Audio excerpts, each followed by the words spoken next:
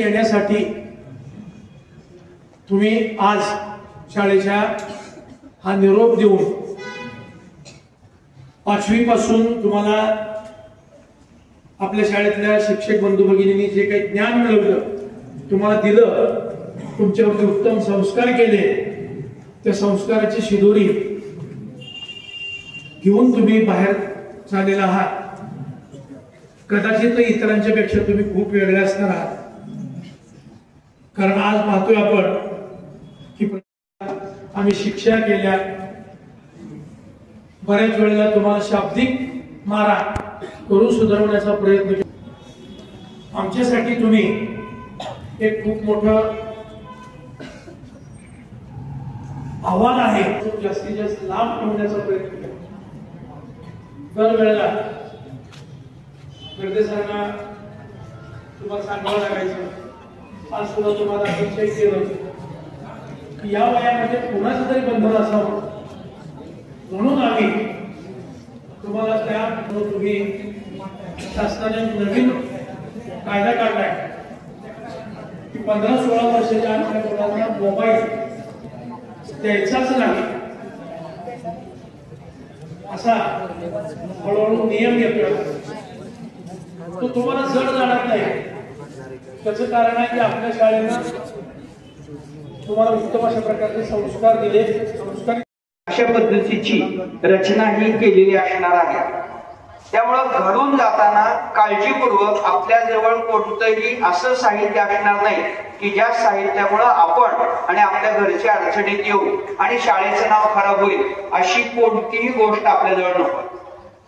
दुसरी महत्वाची गोष्ट म्हणजे रिसीट आणि आयडेंटिटी कार्ड या अत्यंत आवश्यक गोष्टी आहेत, कारण बाहेरच्या शाळेत तुम्हाला कोणी ओळखत नाही। तुमची ओळख म्हणजे गणवेश, तुमची ओळख म्हणजे आयडेंटिटी कार्ड।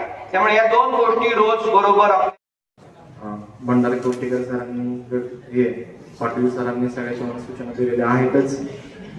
मला असं वाटत नाही की तुम्हाला वेगळं काही सांगायची गरज आहे, वेगळं करायची गरज आहे, सांगायची गरज नाही, ते पण तुम्ही करायचं असं मला वाटतं। आणि सरांनी सांगितल्याप्रमाणे की कॉपी मुक्त अभियान या सगळ्याच विद्यार्थ्यांनी त्याचा फॉलोअप घेतला पाहिजे, म्हणजे त्या पद्धतीने वागलं गेलं पाहिजे। मला असं वाटतं की चांगले गुण असणं फक्त महत्वाचं नसतं। ऐका बाळांनो, मी वारंवार तुम्हाला सांगत आलोय त्याच्या अगोदरती पण वर्गामध्ये, फक्त चांगले गुण असणं म्हणजे मार्क्स चांगले असणं याचा अर्थ तुम्ही मोठे झाला असं काही नाहीये।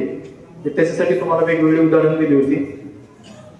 10वी च्या पण मुली इथं आहेत, 10वी ची मुलं पण इथं आहेत। गिफ्टेड नावाची एक मूवी, गिफ्टेड, तुम्हाला किती मार्क पडले याच्याशी महत्व नाहीये, तुम्ही समाजाशी, आई वडिलांशी, भावाशी, आपल्या कुटुंबाशी तुम्ही कसं राहता, तुम्ही कसं जीवन जगता, तुम्ही निसर्गात कसं राहता।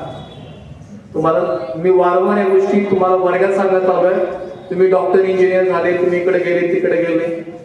विश्ववंदिता शाहसनो शिवश्रेष्ठा मुद्रा भद्राय राजत, एक आदर्श राज्यकर्ता, क्षात्र धर्म आणि राजधर्माचं पालन करणारा राजा श्री छत्रपती, एक युग प्रवर्तक, दुर्दम्य इच्छाशक्तीने जीवाला जीव देणाऱ्या मावळांसोबत सह्याद्रीच्या कडेकपाळातून ते दिल्लीच्या तख्तापर्यंत गर्जना करून जाणे इतिहास घडवला तो हा राजा। श्री शंभो शिवजातस्य मुद्रा धौरी वराजते, यदंकस्य विनोमलेखा वर्तते तस्य नोपरी। आपल्या अपार राष्ट्रप्रेम, कुशाग्र बुद्धिमत्ता आणि अलौकिक पराक्रम यांनी दाही दिशांतर पद ठेवणारे इतिहासातील महानायक, एक तळपती तलवार छत्रपती शंभूराजे। भारतीय राज्यघटनेचे शिल्पकार डॉक्टर बाबासाहेब आंबेडकर, क्रांतिज्योती सावित्रीबाई फुले, महाराणी येसूबाई, महाराणी लक्ष्मीबाई या सर्वांच्या विचारांना अभिवादन करून मी माझ्या मनोगतास सुरुवात करते। एका 2 मित्रांना एका गुन्ह्यासाठी एका राज्यात शिक्षा देण्यासाठी राजाने त्यांच्या दरबारात बोलवलं। गुन्हा होता चोरी, शिक्षा होती फाशी। राजाने त्यांना बोलवलं, समोर उभा केलं, त्यांनी सांगितलं, उद्या तुम्हाला फाशी दिली जाणार, तुम्ही मरणार। त्या 2 मुलांच्या नादात, त्या 2 मुलांच्या डोक्यात तेच बोलत राहिलं, आता आपण उद्या मरणार, उद्या मरणार। तेवढ्यात एक शास्त्री पुढे आले, राजाला सांगितलं, राजा जर तुम्ही यांना फाशीची शिक्षा दिलीच आहे तर त्यांना माझ्या हाती द्या। राजा म्हणाले का यांची शिक्षा मोडता येणार नाही. ते म्हणाले राजा तुम्ही घ्या तर. त्या राजांनी त्या शास्त्री बुवाकडे त्या दोन मुलांना दिलं. रात्र झाली, अंधाराचा काळत होता. तुरुंगात त्या दोघांना ठेवलं गेलं आणि एक काळा कलरचा दोरा त्यांच्या पुढे टाकला गेला. तो बघता साप साप साप म्हणून म्हणत ती दोन मुलांनी तिथंच जीव सोडला. जीव का सोडला? कारण त्यांच्या मनात भीती होती की आपण उद्या मरणार. खरं तर तो वास्तविक पाहता साप नव्हताच, पण त्यांच्या डोक्यात होतं की तो साप होता आणि तो मेला. सकाळी उठल्यावर ते शास्त्री राजाकडे गेले. राजाला म्हणाले मला जे साध्य करायचं होतं ते साध्य झालेलं आहे. राजा म्हणाले काय साध्य करायचं होतं? शास्त्री म्हणाले एक मानवशास्त्रानुसार असंच सांगितलं गेलेलं आहे की आपण कुठल्याही गोष्टीची एखादी मनात धास्ता ठेवली तर तीच गोष्ट आपल्याला अपयशी किंवा तीच गोष्ट आपल्याला संपवू शकते. तर त्याचं तात्पर्य असं की या जगात असं एकच आहे की आपल्याला जे पराभूत करू शकतं आणि असं एकच आहे की जे आपल्याला जिंकवू शकतं ते म्हणजे आपल्या मनातली असलेली बुद्धी आणि ते मनात जे आपल्या मनात असलेलं धैर्य. हेच धैर्य निर्माण करणारी, आपल्या सर्वांच्या मनात जागृत निर्माण करणारी माझी शाळा. त्याचबरोबर अजून एका दोन मुलांना शिक्षा सुनावली गेली. राजाने म्हणले तुम्हाला फाशी देणार आहे. तेवढ्यात एक मुलगा पुटपुटला की राजा माझा उडणारा घोडा तयार होणार आहे. तो अगदी अंतिम टप्प्यात आलेला आहे. राजा म्हणाला काय उडणारा घोडा कुठे तयार होत असतोय? येण्याकडे आहे का? तो मला नाही खरंच. त्याचा मित्र म्हणाला हे तू मला डोक्यावर पडलेला आहे काय? उडणारा घोडा कुठे तयार करतो? तर तो म्हणाला राजा जर माझा उडणारा घोडा तयार झाला मी तुमच्याकडे तो घोडा देते. तो घोडा दिल्यानंतर तुम्ही त्याच्यावर स्वार व्हा. म्हणजे जगातले असे एकमेव राजा असाल तुम्ही की जो उडणाऱ्या घोड्यावर स्वार होईल. राजाला वाटलं अरे वा वा वा आता मी तर उडणाऱ्या घोड्यावर बसणार आहे. तो म्हणाला ठीक आहे. त्याच्यानंतर ते दोघं बाहेर पडले. त्यातला एक मित्र म्हणाला खरंच तुला आवडतो काय? तो म्हणाला अरे याला ना थोडा तू घोडा मी आवडतो आहे. मग तो म्हणाला तू तुझी फाशी नाही बदलली. तुझं फक्त आजचं बरं तू उद्यावर ढकललंय.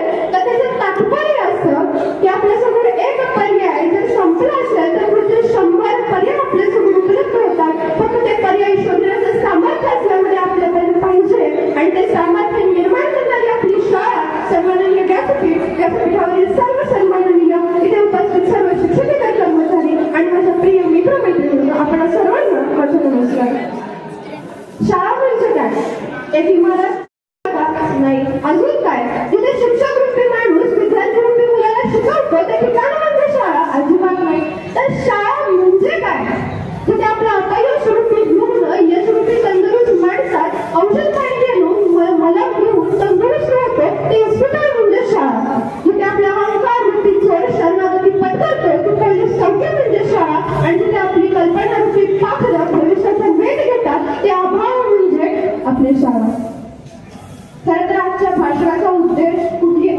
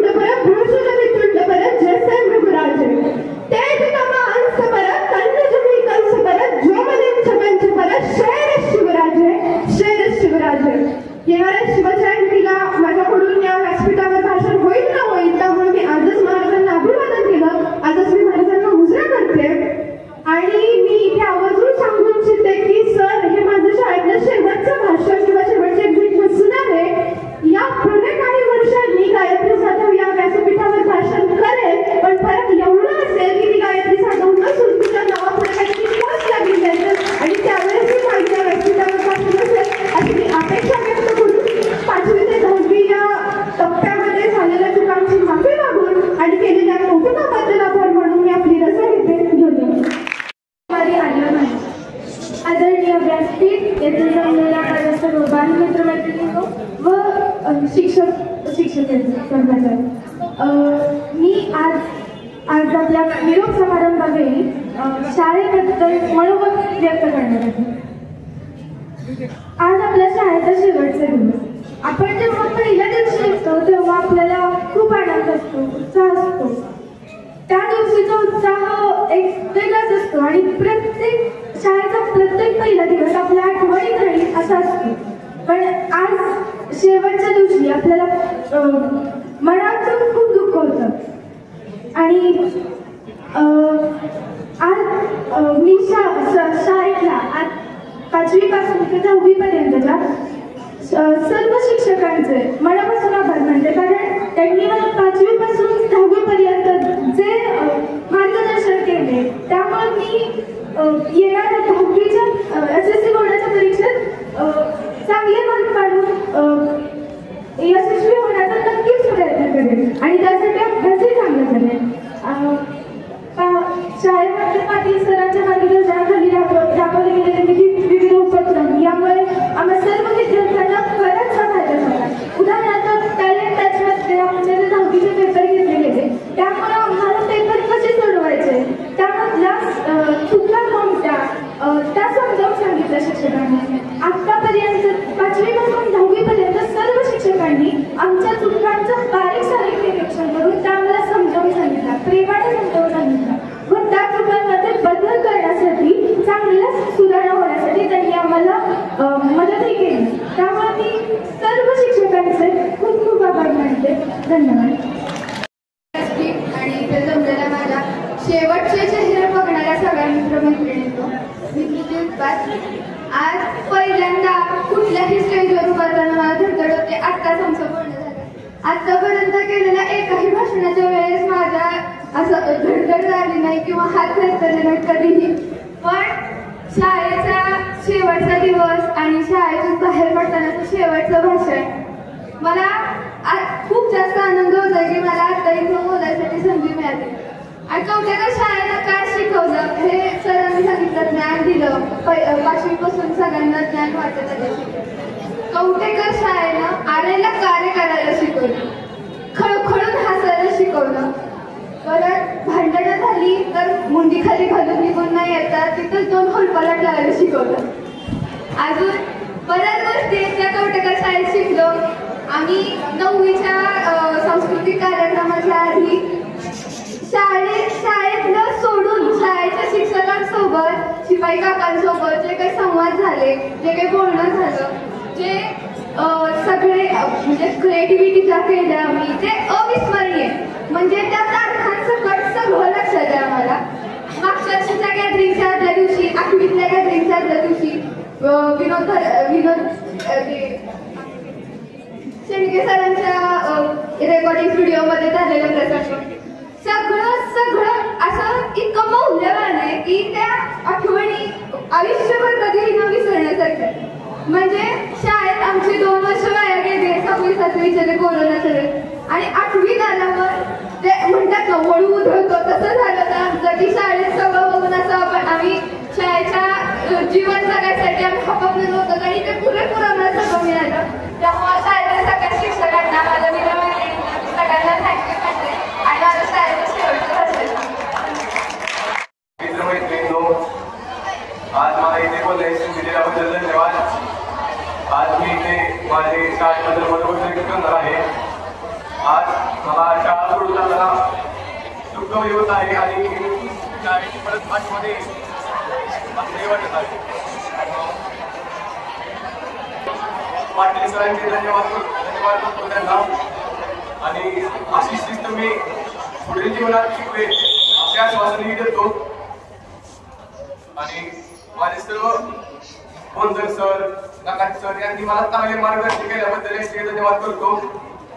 आणि मला एक बोल वाटते की मराठीचा तास हा सर्वांना बोरिंग करतो, पण नकाशे सर शिकवत असताना मला तास गेलेला कळत नाही, त्याबद्दल मी त्यांचे धन्यवाद करतो. आणि तुम्हाला इथे आज शाळेचे महत्व सांगण्याबद्दल बोलत नाही, तर शाळेला आपण सोडून जाताना किती दुःख होत आहे हे सांगण्यासाठी उभारलो आहे. माझे 2 शब्द ऐकून घेतल्याबद्दल धन्यवाद. जय श्रीराम. धन्यवाद. या शाळेने मला फक्त श्री शिकवली आणि आपल्या शाळेचे वक्तृत्व स्पर्धा असेल ते विविध स्पर्धेमुळे सर्व मुलांचा मानसिक असेल तर शारीरिक असेल सर्व विकास होतो, सर्वांगीण विकास होता. शाळा ही आपल्या सर्वांगीण विकासासाठी आणि आपल्याला पुढे चांगल्यासाठी करून दाखवण्यासाठी असते. पहिला पाया शाळा आणि दुसरा पाया म्हणजे कॉलेज असते. पण बेसिक कसं असेल तर पुढे तुम्ही काही सोडू शकत नाही. बेसिक वजाबाकी गुणाकार भागाकार हे बेसिकमुळं मॅथ परफेक्ट होतं. आणि आमचे भंडारकोटे कसं सांगायचं तुमचं बेसिकच आहे. त्यामुळं आम्हाला ते बेसिक आम्ही केलं. मला मॅथ्समध्ये 35 पडले सर, 35 पडले. आणि माझ्या शाळेत पहिल्या भाषा असताना माझ्याकडे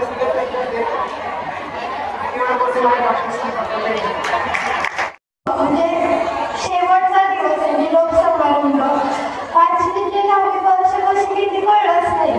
म्हणजे इतकी फास्ट गेली ना, एक वर्ष एक दिवसासारखं गेलं असं वाटतंय.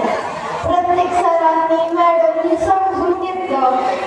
अशी आपलं स्वतःचं मुलं असल्यासारखं आपल्याला माया लावली. म्हणजे माझ्या बाबतीत सांगते मी, तुमच्या बाबतीत पण केलंच असणार.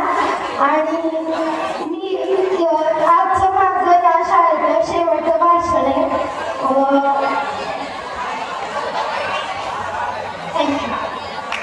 आज सगळ्यांप्रमाणे मला पण दुःख होत आहे की आपण शाळा सोडून जाणार, पण या शाळेकडून एवढं काही घेतलंय. सगळ्या आठवणी, सगळ्या शिक्षकांनी शिकवलेल्या वेगवेगळ्या गोष्टी यांचा एवढा साठा आपल्या सगळ्यांकडे झालाय की पुढे जाऊन असं वाटत नाही की अरे शाळेत आपलं हे राहिलं, शाळेत आपलं हे राहिलं.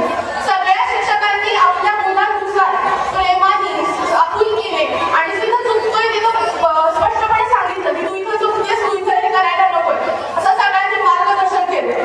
त्याचप्रमाणे आपले सगळे शिपाई काका यांनी पाहिलं वेळेला आपल्या स्वतःच्या मुलीसाठी सगळ्या मुलींना, सगळ्या मुलांना मदत केली. आणि अर्थातच ही शाळा मला कधीच दुसऱ्यांची वाटली नाही, पण प्रत्येक वेळी मला आपली शाळा वाटली.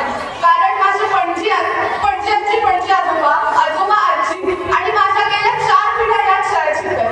त्यामुळे लहानपणापासून मला या शाळेबद्दल एक वेगळंच अतूट नातं. आणि तुझ्या करसीला म्हणतात त्याप्रमाणे देणाऱ्याने देत जावे, घेणाऱ्याने घेत जावे, घेता घेता एक दिवस देणाऱ्याचे हातच घ्यावे. त्याप्रमाणे शिक्षकांनी आजपर्यंत एवढ्या गोष्टी आम्हाला दिल्या, त्या पुढं आम्ही साठवून आम्ही त्याचा अवलंबन नेहमीच पुढच्या जीवनामध्ये करू.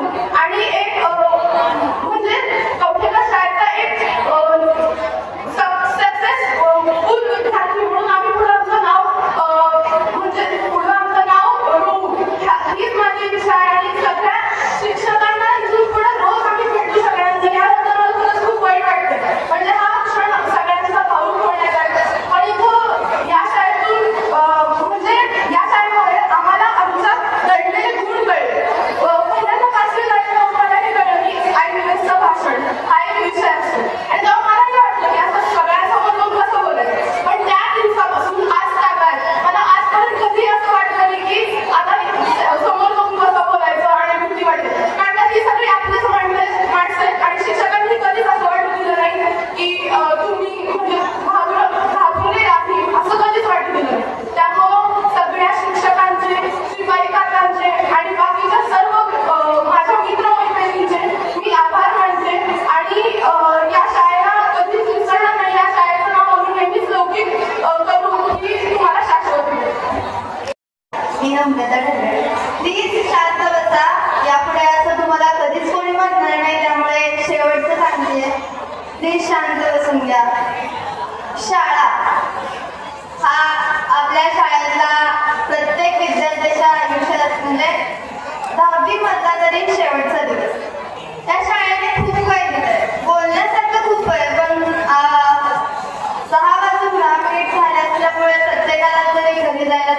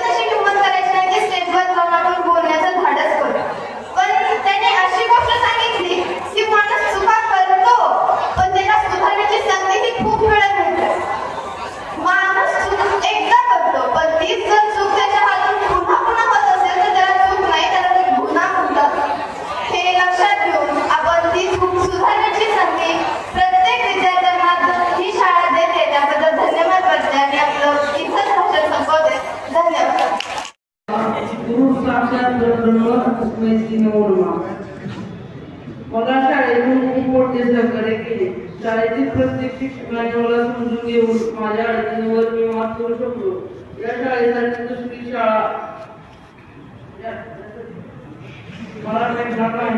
कायम या शाळेत मला कोणाची इच्छा याबद्दल मुख्याध्यापक व सर्व शिक्षकांचे मी आभार मानतो. धन्यवाद.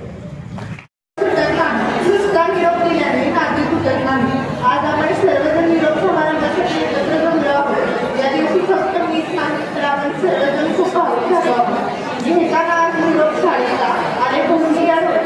घेताना आज निरोप शाळेचा आणि भूमिका होत. शाळेतील दिवस म्हणजे स्मरणाच्या पुस्तकातील पान.